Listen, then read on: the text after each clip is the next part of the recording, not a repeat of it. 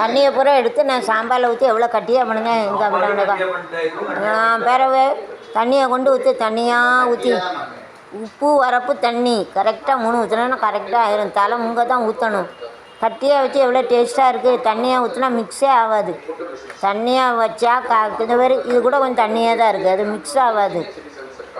தண்ணியாக வச்சா காய்கறிலாம் மிக்ஸ் ஆகுது. இந்த பேர் அவ்வளோ தண்ணியை கொண்டு அவ்வளோ தண்ணியை நான் எடுத்துகிட்டுலாம் மறுபடியும் வச்சுருக்கேன். மறுபடியும் மசாலா கிசாலா எல்லாம் போட்டு அப்போ எப்படி தண்ணியாக வச்சுருந்தா நல்லாவா இருந்து சொல்லு.